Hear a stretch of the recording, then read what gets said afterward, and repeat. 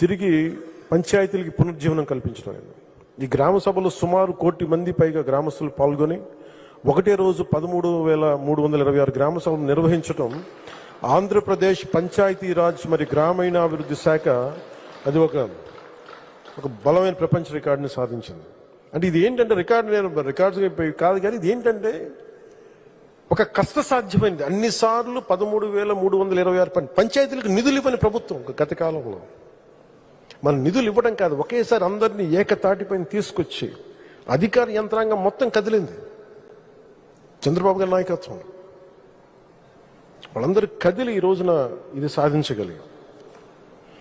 ఇలాంటి మన government of India ఈ పంచాయతీరాజ్ శాఖ కూడా ఆంధ్రప్రదేశ్ తాలూకు న్యూస్ని కట్ చేసి అక్టోబర్ 2న గాంధీ గారి జన్మదినం సందర్భంగా అన్ని దేశంలో మొత్తం గ్రామ సభలు మీరు చేయాలని మన ఆంధ్రప్రదేశ్ తాలూకు ఈ 13,326 గ్రామ పంచాయతీలను మనం ఒకటే రోజున ఎలా చేసాం, దీన్ని మీరు తీసుకోండి అన్నట్టుగా వాళ్ళు ఆర్టికల్ మరి పోస్ట్ చేసి మరీ పెట్టారు.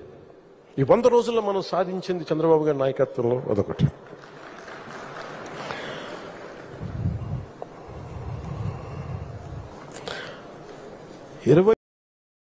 సంవత్సరానికి రాష్ట్రీయ గ్రామ స్వరాజ్ అభియాన్ కింద వాళ్ళ వార్షిక కార్యాచరణ ప్రణాళికను ఆంధ్రప్రదేశ్ రాష్ట్రానికి 215.80 కోట్ల బడ్జెట్తో కేంద్ర ప్రభుత్వం ఆమోదం పొందడమైంది.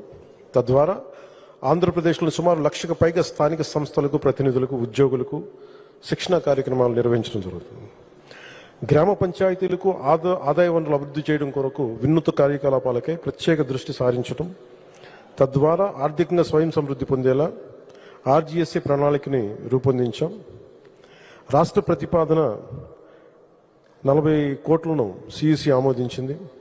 500 కంప్యూటర్లు, ఉపకరణాలు కొనుగోలు చేయడం, రాష్ట్ర స్థాయిలో ఒక స్టూడియోని ఏర్పాటు చేయడం, మరి జిల్లా లెర్నింగ్ ఫెసిలిటీని కూడా ఏర్పాటు చేయడం వంటి రాష్ట్ర ప్రతిపాదనలను మన నరేంద్ర మోదీ గారి నాయకత్వంలో కేంద్ర ప్రభుత్వం ఆమోదించింది. అలాగే ఉపాధి హామీ పథకంతో మే 20వ తేదీ నుండి పెండింగ్లో ఉన్న కూలీల వేతనాలను గత ప్రభుత్వం ఇవ్వకపోతే వాళ్ళ పెండింగ్లో ఉంచిన వేతనాలని 2,081 కోట్ల రూపాయలని చంద్రబాబు గారి నాయకత్వంలో కూటమి ప్రభుత్వం రాగానే 2,081 కోట్ల రూపాయలని చెల్లించడం. ముఖ్యమంత్రి మాట్లాడతారు కదా, మేము కూర్చోబెట్టి క్లాస్ వార్ అని మాట్లాడతారు. క్లాస్ వార్ అంటే ఒక కష్టపడేవాడి శ్రమను దోచుకోవడం. ఈ నరేగా పథకం కింద, ఉపాధి హామీ పథకం కింద కూలీలు వేతనాలని ఇవ్వకుండా 2,081 కోట్లని ఇవ్వకుండా, కష్టపడ్డ తర్వాత ఇవ్వకుండా అంటే మరిది వాళ్ళు మాట్లాడతారు క్లాస్ వార్ గురించి. క్లాస్ వార్ మనం ఏం మాట్లాడాలి, మనం ఎంత నిలబడ్డామంటే భుజాల మీద మోసాం. అందుకనే చంద్రబాబు గారి నాయకత్వం 2,081 కోట్ల రూపాయలని వెంటనే ఈ ఉపాధి హామీ పథకం కోసం కూలీల వేతనాలు చెల్లించడం అయింది. ఆగస్టు 23వ తారీఖు రాష్ట్ర వ్యాప్తంగా మునిపెన్నడు లేని విధంగా ఒకే రోజున గ్రామీణ సభ నిర్వహించని తెలుసు. అలాగే ఉపాధి హామీ పథకం ఈ ఆర్థిక సంవత్సరం సరిపడా 4,500 కోట్ల రూపాయల పనులకు గ్రామ సభలో ఆమోదం తీసుకోవడం అయింది. 46,745 ఎకరాల్లో ఉద్యానవన పంటల కొరకు మొక్కలు నాటడం జరిగింది. ఈ ఆర్డబ్ల్యూఎస్ కింద హెచ్ఎంఏ మనం సాధించింది. జల్ జీవన్ మిషన్ పథకం ద్వారా 2019 నుంచి 2024 వరకు ఇచ్చిన ట్యాప్ కనెక్షన్లను అంటే ఎక్కడికి వెళ్ళినా రివ్యూస్లో ఏముంది అంటే పైపులు వేశారు, ట్యాపులు ఉన్నాయి, ఇన్ని వేల కోట్ల పనులు జరిగిపోయినాయి. కానీ వెళ్ళి చూస్తే ఆ కరెక్ట్గా ఫర్లాంగ్ దూరంలోనేమో వాటర్ ట్యాంక్ ఉంది, ఆ పక్కనే ఉన్న గ్రామానికి నీళ్లు లేవు. పక్కనే సోర్స్ ట్యాంక్ ఉంది, అక్కడి నుంచి నీళ్లు రావట్లేదు. పైపులన్నీ వేస్తున్నాయి. ఏమని అడిగితే సమాధానం లేదు ఎవరి దగ్గర. అంటే గత ప్రభుత్వం ఏం చేసిందంటే ఈ పనులకి జల్ జీవన్ మిషన్ కింద డబ్బుల్ని విచ్చలవిడిగా ఖర్చు పెట్టేశారు, నీళ్లు రాల. మన అన్నమయ్య పింఛా డ్యామ్ గురించి నేను వెళ్ళి పర్యటనకు తిరిగి వస్తూ ఉంటే ఒక 10 మంది నివసించే ఒక దళిత కాలనీలో ఒక పెద్ద ఆవిడ వచ్చి నా దగ్గరకు వచ్చి ఏడుస్తాను ఆపింది బండి. ఏమ్మా ఏంటంటే నీళ్ళు లేవయ్యా, కొంచెం నీళ్ళు ఇప్పించు నాన్న, నీళ్ళు ఇప్పించని మాట్లాడుతుంటే నాకు ఏడుపు వచ్చేసింది ఆవిడ నుంచి చూస్తే. అంటే ఒక నీళ్లు తాగటానికి అంటే ఏంటని చూస్తే మనకున్న ఈ హైట్ కంటే కూడా కొంచెం ఒక 5.5 అడుగులు 6 అడుగులు ఎత్తుంది అంతే. 10 కుటుంబాలు ఉంటాయి, దాన్ని ఎవరు పట్టించుకోరు. నేను వెంటనే దాన్ని తీసుకొని పర్సనల్గా వ్యక్తిగతంగా మన ఆఫీస్ ద్వారా డిప్యూటీ సీఎం ఆఫీస్ ద్వారా కూర్చోబెట్టి పంచాయతీరాజ్ అధికారులతో మాట్లాడి సరిగ్గా 10 రోజుల్లో లెస్ దెన్ 7-8 డేస్లో వాళ్ళకి తిరిగి నీటి సరఫరా చేయించడం జరిగింది. ఈ ఉదాహరణ మీకు ఎందుకు చెప్తున్నానంటే నిజంగా పని చెయ్యాలి అంటే పని చేయడానికి సంసిద్ధంగా ఉన్న వ్యవస్థ ఉన్నారు, అధికారులు ఉన్నారు. కానీ ఈ రోజున పని చేయించడానికి నాయకత్వం గత ప్రభుత్వం లేదు.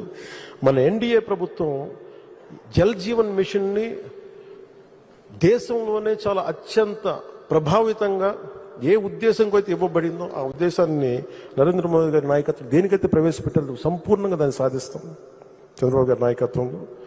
అలాగే పల్స్ సర్వే నిర్వహించాం. అసలు ఎన్ని కనెక్షన్స్ ఉన్నాయి, ఎంత నీళ్ళు వస్తున్నాయి, దాని మీద ఒక పల్స్ సర్వే చేశాం. సర్వే చేయబడ్డ మొత్తం కుటుంబాలు 87.47 లక్షలు. ట్యాప్ కనెక్షన్ ఉన్న కుటుంబాలు 53.80 లక్షలు. ట్యాప్ కనెక్షన్ లేని కుటుంబాలు 28.66 లక్షలు. ఇవన్నీ కూర్చోబెట్టి అసలు ఏ పనులు పనిచేస్తామని చెప్పి టోటల్గా కొత్త యాప్ని ఒకటి డిజైన్ చేశాం. అలాగే జల్ జీవన్ మిషన్ దాని తాలూకు స్ఫూర్తి ఏంటంటే అసలు నీటికి ఇబ్బంది పడకూడదు, తాగునీటికి ఇబ్బంది పడకూడదు, దాన్ని సంపూర్ణంగా తీసుకెళ్తాం. సత్యసాయి తాగునీటి ప్రాజెక్టు కోసం సత్యసాయి జిల్లాలో అనంతపురం మరి సత్యసాయి జిల్లాలో 1325 గ్రామాలకి ఈ పథకం ద్వారా 16.22 లక్షల ప్రజలకి తాగునీరు అందించబడుతుంది. కానీ 8 నెలలుగా అక్కడ పనిచేసే కార్మికులకి జీతభత్యాలు లేవు. ప్రభుత్వం ఏర్పడిన వెంటనే వాళ్ళకి జీతభత్యాలు అయితే వాళ్ళు గత ప్రభుత్వం 8 నెలలుగా ఇవ్వలేదు. మనం వచ్చి 4 నెలలు అయితే 4 నెలల నుంచి పే చేయలేదు, వాళ్ళకు భరించారు. వెంటనే దృష్టికి తీసుకురాగానే గౌరవ ముఖ్యమంత్రి గారి దృష్టికి తీసుకురాగానే వెంటనే వాళ్ళు నలుగుతున్నారు అధికారులు, వెంటనే మన కార్మికులు నలుగుతున్నారు, ఇబ్బంది పడకూడదని చెప్పి ఆయన దృష్టికి తీసుకురాగానే వెంటనే 30 కోట్ల రూపాయలు విడుదల చేసి కార్మికుల ప్రాణాలు కాపాడినందుకు మనస్ఫూర్తిగా చంద్రబాబు గారికి నా ధన్యవాదాలు తెలుపుకుంటున్నాను. గ్రామీణ నీటి సరఫరా మరియు పారిశుద్ధ్య శాఖతో నిర్వహింపబడుతున్న 112 నీటి నాణ్యత పర్యవేక్షణ ల్యాబొరేటరీలో పనిచేస్తున్న ఉద్యోగులకి 4 నెలలు పెండింగ్ జీతాల నిమిత్తం 4.17 కోట్లు విడుదల చేసి 526 మందికి ఉద్యోగుల సమస్యని పరిష్కరించడం జరిగింది. అలాగే అటవీ శాఖకు సంబంధించి మనకి 28-33% ఉండాలి.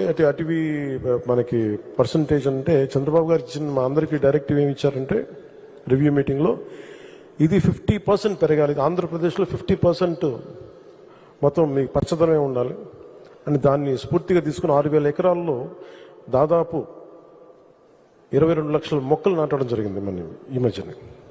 అలాగే రోడ్ సైడ్ గ్రీనరీ ఇంప్రూవ్ చేసే ప్రయత్నంగా ఇప్పటి వరకు 14 కిలోమీటర్ల పొడవున కొన్ని 5,800 మొక్కలు నాటాం.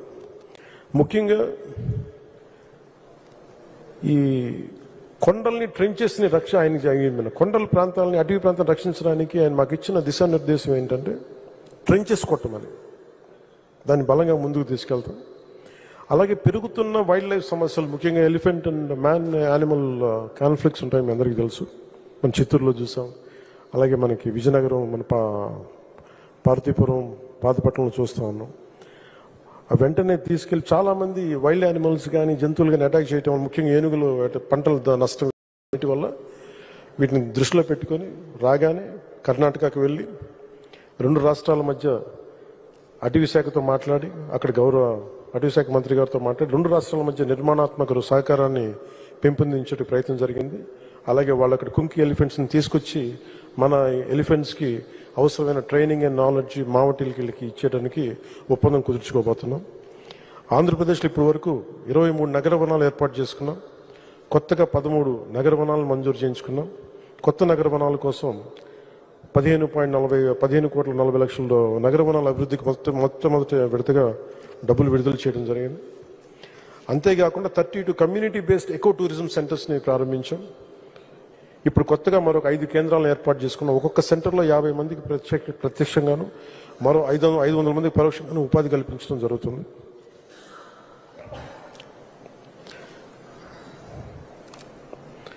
అలాగే వరదలకు సంబంధించి 403 ప్రభావిత గ్రామ పంచాయతీలో క్షేత్రస్థాయి కార్యదర్శులకు నీటి క్లోరినేషన్, సురక్షిత మంచినీరు, పారిశుద్ధ్య చర్యలు చేయాలని చెప్పి PR1 యాప్ ద్వారా ఆన్లైనింగ్ మానిటర్ చేయడం జరిగింది. ప్రభావితమైన 403 గ్రామ పంచాయతీలు ప్రత్యేక పారిశుద్ధ్య బృందాలను నియమించడం జరిగింది. 2240 మంది స్థానిక పారిశుద్ధ్య కార్మికులు మరి ఇతర పొరుగు గ్రామ పంచాయతీల నుండి 1278 మంది పారిశుద్ధ్య కార్మికులతో కూడిన ప్రత్యేక పారిశుద్ధ్య బృందాలు ఈ ఫ్లడ్ ఎఫర్ట్స్లో పాల్గొన్నాయి.